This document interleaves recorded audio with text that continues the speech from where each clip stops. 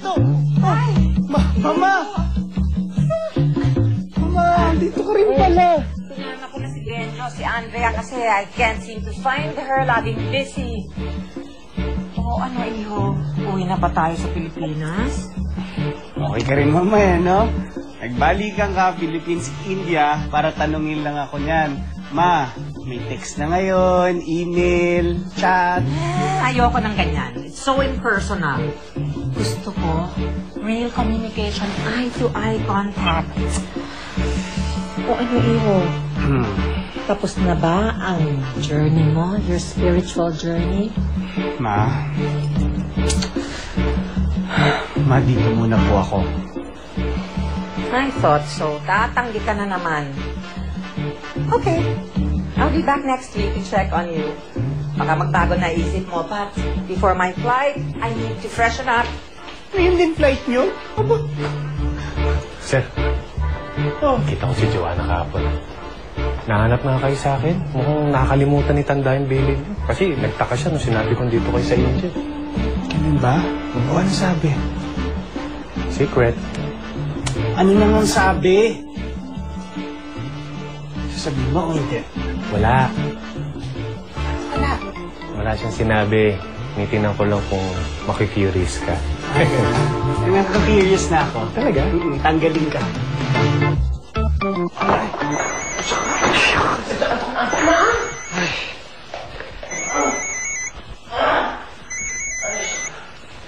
Alelo ka rin.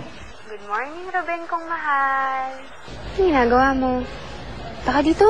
Alin ako? Ay, baka hindi ako makadalaw eh. Maghahanap pa ako ng trabaho. Ah, sige. Nainis kita. Ay, naminis nga rin kita eh.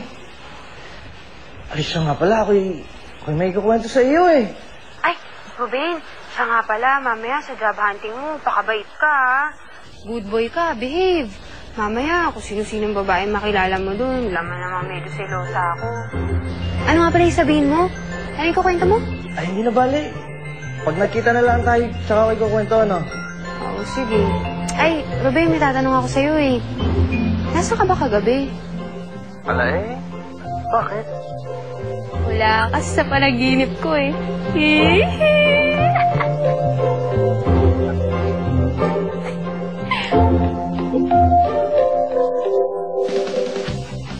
Take a bite and enjoy life with a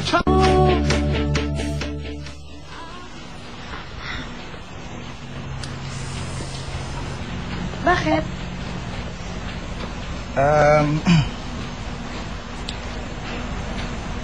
Happy birthday. Para sa akin to? Oo. Regalo, sir. Gusto mo? Maganda ba? Akin na-expect ko, sir. Alam mo, talaga ang bagay sa'yo para kapag kayong bad day ka, at least meron kang pagkukuhanan ng ngiti. Kasi, smile eh. James, salamat ha. Hindi lang dahil dito sa gift kundi dahil sa mga ginagawa mo para sa akin. Wala naman ang Madami. Yung mga efforts mo pag nalulungkot ako, yung pakikinig mo pag nagmumukmuk ako at higit sa lahat, ang pagtsatsaga mo pagka may mga mood swings ako. Alam mo, Joanna, yun naman talaga yung gusto ko eh.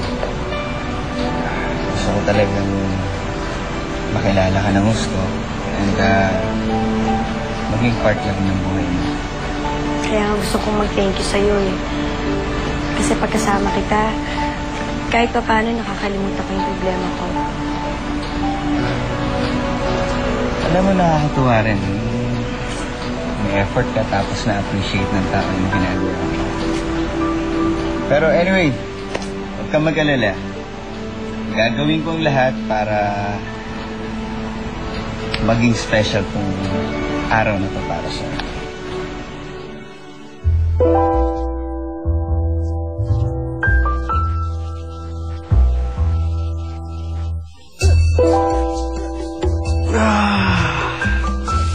Sakit ng ulo ko.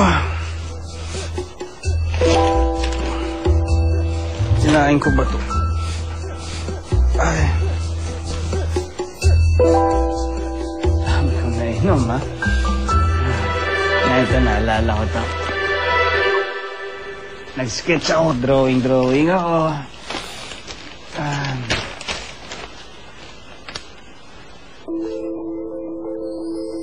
Ano gano'n, Joanna? Ano ba naman ito? Oo na, sige na. Sulat ko na maraming Joanna. Mahal ko na si Joanna. Mahal ko si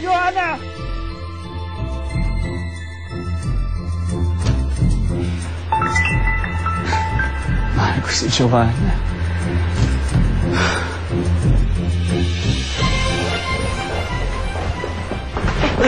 Ruben! Camel! Okay ka na ba? Hindi kailangan ka ga. Alay, Tuloy ka. gusto ko lang magpasalamat sa iyo. Ay, sa pagdamay sa akin at pagbantay kagabi. Alay, siguro kung wala kayo doon, kung ano-ano nang nagawa ko sa sarili ko. Wala yun. Siguro yung susunod lang iwasan mo na siguro maglalasing mag-isa. Ay, ano nga palang plano mo ngayon? Alay, uuwi na lang muna ako sa atin kapag hindi ako makahanap ng manager sa loob ng 1 buwan. Eh, kaya nga pala ako andina dahil hihingin ko kay Julia yung number ng manager na kilala niya. Eh, tulog pa eh. Hayaan mo na lang muna yan. Ay, magigising na yan mamaya konti. Hindi pa paano, tutuloy na't maghahanap ako ng trabaho eh. Alay, Ruben. Maraming salamat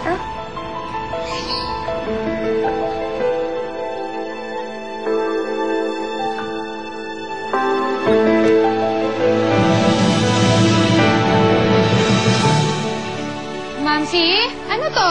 May malaking pagkakautang ang pamilya ni Ruben. Nangungutang ng 200,000. Di ba sabi mo sa akin, si Ruben hindi naman oportunista? Kaya binigay ko yung pera. You're invited to a masquerade party. Sino kaya itong Madam F? Madam F! And your daughter, Princess J! Ruben, bakit hindi mo sinabi sa akin na nanghingi ka ng pera sa mamsi ko? Magawa-gawa lang ng ma'am si Matt. Gusto tayong paghiwalayin ulit eh. Baliktad mo pa, Mamsi ko? Oportunista ka na nga, sinungaling ka ka. Hindi ko kailangan ng isang lalaking katulad mo.